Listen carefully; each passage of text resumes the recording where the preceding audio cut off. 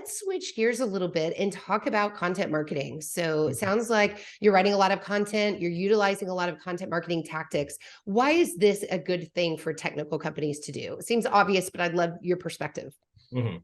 So I think it's a good thing for any company to do in order to connect with the audience, but I think it's especially important for a technical company because the technical products, the risk of failure is so much higher. If you're putting something into a medical device or something into an automated system that you're making, you really need to trust the supplier. It's different than like ordering a phone case or something that's more consumer, where still technical marketing can be or content marketing can be effective there.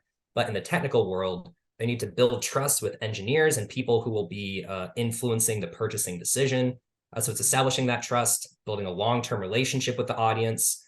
Because if you provide some helpful educational information, maybe they won't immediately go buy some products for you, but it's such a great point of contact. And if you continue having those touches, once it's time for them to actually make a purchase, they already know and trust you.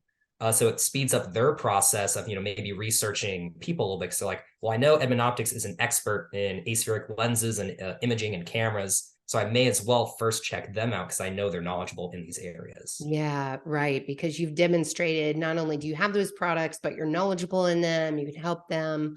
Do you feel like your sales force understands how content marketing can maybe shorten that buyer's journey or build trust? Are they on board with this, or is that a constant point of education for you? Maybe a little constant education, but it's definitely been a big change where they really understand the value of it now. Where we do some sales enablement tactics, where if people register for enough webinars and interact with enough content pieces, kind of raises their score. So at a Mhm. certain point, we can say, okay, these are some highly qualified people in this subject because they watched this webinar about this application, they opened these emails. So in that sense, it's really tangible information for sales. So there's a recognition there.